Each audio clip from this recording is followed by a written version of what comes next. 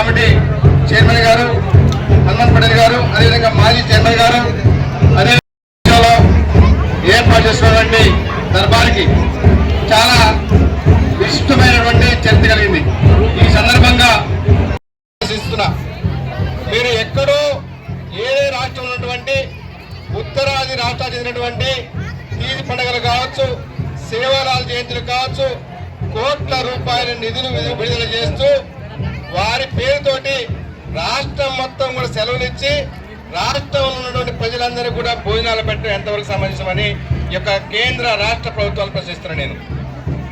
ఎందుకంటే ఇటువంటి వివక్ష కారణంగానే ఈరోజు ఆదివాసీ సమాజం 9 తెగలు ఏకమై మొన్ననే సెప్టెంబర్ 28 నాడు భద్రాచలంలో ధర్మయుద్ధం పేరిట దాదాపు 70-80 వేల మంది ఆదివాసీలు మా యొక్క గళాన్ని వినిపించినాం.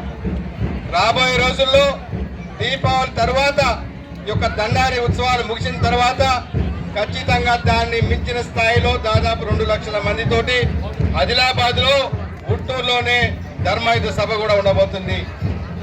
దీని తర్వాత అప్పటికి కూడా కేంద్ర రాష్ట్ర ప్రభుత్వాలు యొక్క ఆదివాసీ తెగ సమస్యలపైన ఆదివాసీ చెందినటువంటి యొక్క దేవతల యొక్క ఏదైతే క్షేత్రాలు ఉన్నాయో వాటి అభివృద్ధి పైన దృష్టి పెట్టకపోతే మేడారం సమ్మక్క తల్లి సాక్షిగా నవంబర్లో దాదాపు 5 లక్షల మందితోటి ఆదివాసీతోటి మహారాష్ట్ర, ఛత్తీస్గఢ్, ఆంధ్రప్రదేశ్, ఒడిశా, తెలంగాణ రాష్ట్రాల్లోని ఆదివాసీలు 5 లక్షల మంది ఆదివాసీలతోటి ఈ యొక్క రాజకీయాల్లో ఉన్నటువంటి కాంగ్రెస్ కావచ్చు, బీజేపీ కావచ్చు, బీఆర్ఎస్ కావచ్చు, లెఫ్ట్ కావచ్చు, రైట్ పార్టీలు కావచ్చు, ఏ పార్టీలో ఉన్నటువంటి తాజా మాజీ ఎమ్మెల్యే, ఎంపీలు, అదేవిధంగా స్థానిక ప్రజాప్రతినిధులందరితో కూడా చాలా పెద్ద ఎత్తున కూడా మేము సభ నిర్వహించబోతున్నాం.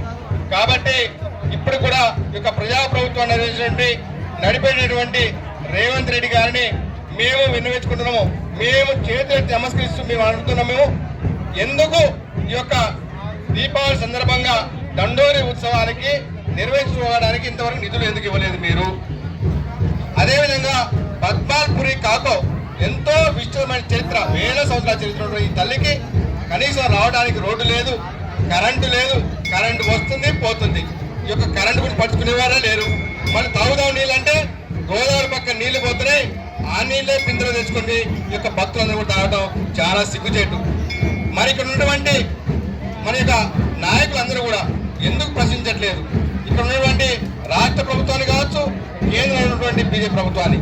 ఎందుకంటే వాళ్ళు కనుక ఇక్కడికి ప్రత్యక్షంగా వచ్చినట్టయితే ఇక్కడ భక్తులు ఏ రకంగా ఇబ్బంది పడుతుందో తెలుసుకోవచ్చు. వాళ్ళు దాని ప్రకారమే వాళ్ళ యొక్క ప్రభుత్వాలు కూడా నిలదీసి రావాల్సిన నిధులు తెచ్చడం అవసరం ఉంది. కాబట్టి మీరందరూ కూడా ఖచ్చితంగా తొందరలోనే జయ తరపున రాష్ట్ర ముఖ్యమంత్రి గారిని, అదేవిధంగా కేంద్ర ప్రభుత్వాన్ని కూడా మేము జయతను కలబోతున్నాం. ఖచ్చితంగా ఈ యొక్క పద్మాల్పురి జంగుబాయి దేవస్థాన అభివృద్ధి, అదేవిధంగా కేశవటువంటి మన యొక్క నాగోబా దేవత అభివృద్ధి, అదేవిధంగా ఈ యొక్క నాయకుడినటువంటి చిన్నయ్య పెద్దయ్య కావచ్చు, దండేపల్లి లోపల కుట్టినటువంటి దేవస్థాన అభివృద్ధి కావచ్చు, అదేవిధంగా ఈ యొక్క